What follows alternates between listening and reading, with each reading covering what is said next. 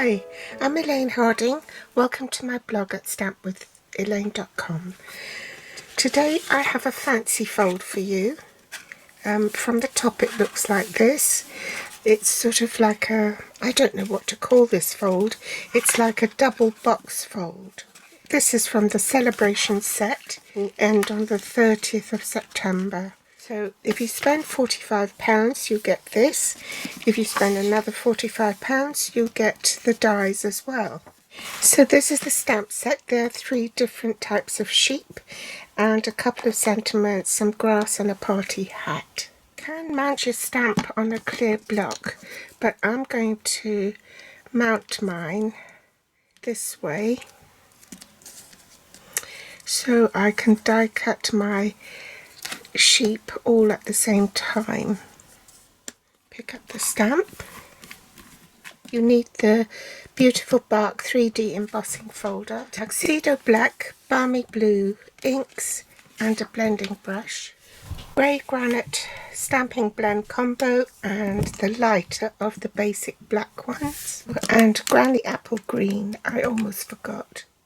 Scraps of Daffodil Delight, Grey Granite and Real Red, and Whisper White, so that you can die cut the 2 clouds, the 2 fences, a flag in Real Red, the sun and the balloon in Daffodil Delight. I've already pre-die cut those to save time, but we will need these 3 sheep dies later on once we stamp and colour in the sheep. With the card base, basic white thick, and it's cut at 4 1/8 by 10 3/4. You need your scoring board. You can score it on the trimmer, but I prefer to use the scoring board. It's 1/2 inch, 1 3/4 inches, 3 3/4 inches, and 5 inches. The metric measurement is slightly different. It'll be 10.5 by 27.5 centimeters, and alongside you score at 1 centimeter, 4.5, 9.5 and 13 centimeters. For this section here, you need to cut at 2 inches by 6 1/4 inches. In metric that's 5 centimeters by 16 centimeters. On the long side you score at 4 1/2 and 5 3/4. In metric this is 5 centimeters by 16 centimeters, and you score at 11 centimeters and 14.5 centimeters. For the side panel here on the front of the card, I've cut it a little bit bigger so that you can trim it down, but the actual measurement is 4 1/8 by 4 inches, so it's the width of the card, which is 4 1/8, and the span across there is 4 inches. But when you come to embossing it, sometimes it shrinks the cardstock, so that's why I've left a tad of tolerance there. So I've actually cut mine at 4 1/4 by 4 1/8. Yes, you have to emboss it this way, the 4 1/8 way. I'm just going to mark it with a pencil with the arrow up there so I don't get it confused, because you want the grass to run horizontally like that. Then for the back of the card, this piece measures 4 inches by 5 5/8 inches, and the basic white matte layer on top of that will measure 3 7/8 by 5 1/2.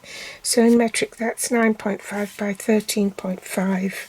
So first we're going to reinforce these score lines. I'm going to grab my silicone mat and run some damp and seal on it. Fold that back and fold that down. and that will create your first box. And I'm going to fold the cardstock over this way so that it elongates it to the left. Bring in the Balmy Blue ink. I'm just going to cover that up with Balmy Blue with the blending brush. I'm also going to put a bit on the clouds and set these aside. Take my Granny Apple Green front piece and I'm just going to flip it over the other side where the arrow is, so it doesn't show on the front, and I know to orient my cardstock this way.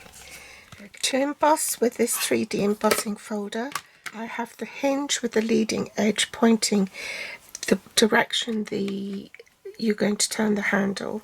I only need platform 1, my embossing folder with the cardstock inside, and platform 4, and I'll run that through the machine off camera. Reinforce the crease lines on this second box. Run that through the embossing folder as well. Now, because this is longer than 6 inches, I'm going to have to fold the flap in. Insert that into the embossing folder and use the same sandwich, platform 1, embossing folder with cardstock inside, and platform 4. Plate this piece here so then I can gauge how far I need to apply the glue, and you only want to apply it to this box here. So line that up so that it's flush with the bottom.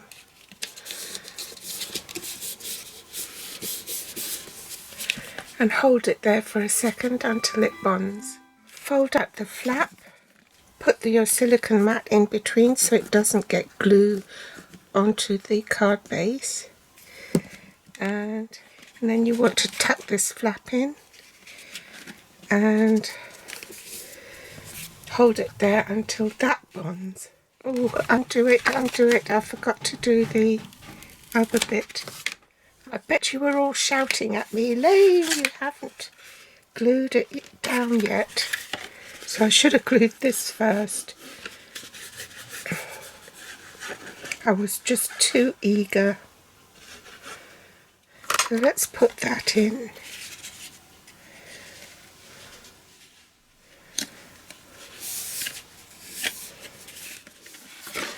So bring this in and line it up and trim it off. It's going to trim that off with some scissors. Then reapply my adhesive because it's dried off a bit. And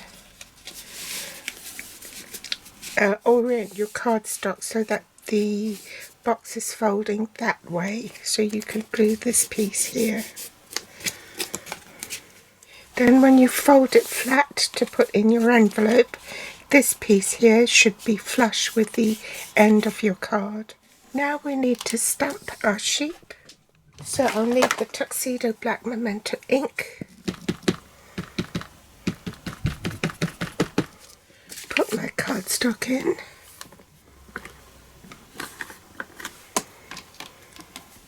Stamp the party hat as well. I'm just going to stamp this standing sheep on the back of the card.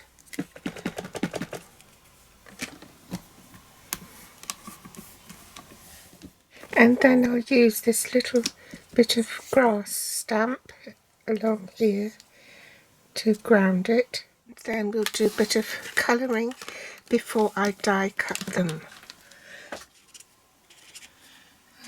Just underneath the sheep's wool.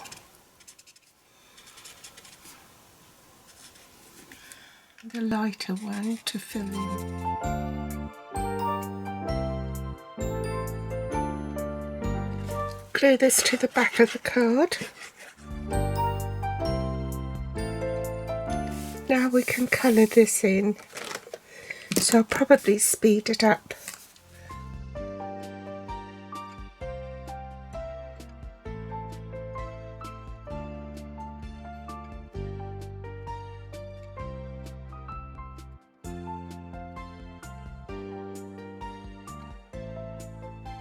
Now we'll need to die cut these. So platform 1, the thin die adapter, platform 2, base cutting plate, platform 3, cardstock, die cutting edge face down,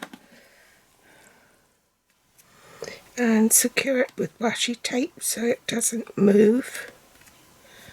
Another platform 3 on top, and we're ready to run it through the machine. Now to put dimensionals on the back of the fences. Make sure my flag is pointing the right way, and pop the flag underneath, and I've trimmed the dimensional down so that will sit on top of the fence like so.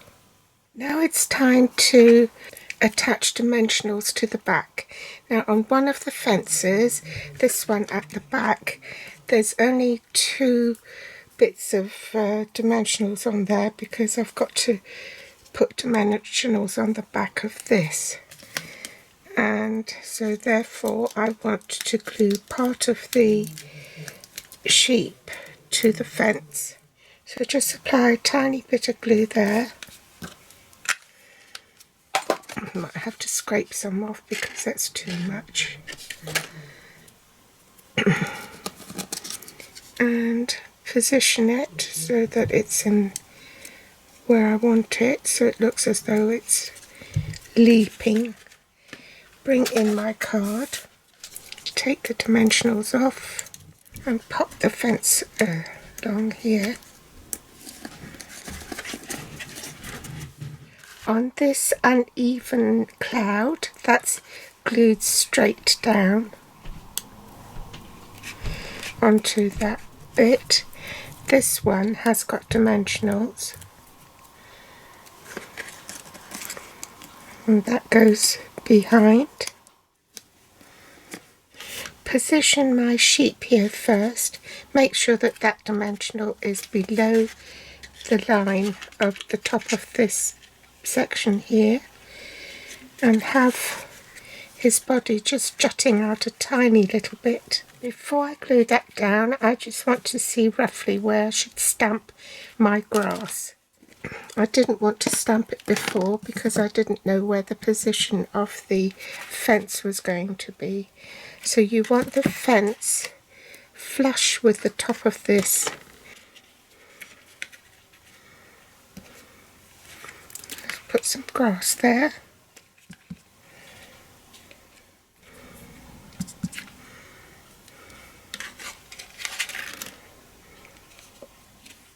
I've attached the party hat and straddled the dimensional between the head of the sheep and the hat so that it's stuck together. Then take that off, and the rest of the body is actually glued to the card.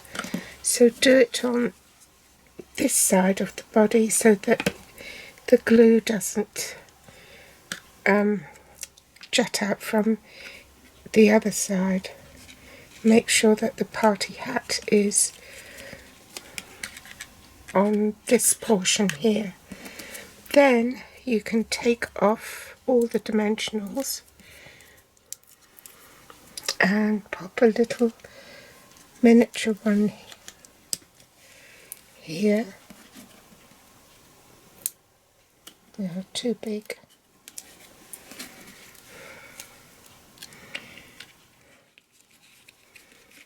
Then lastly, pop the sun in this corner up here. Fold that down this way and then finish doing the grass on this side.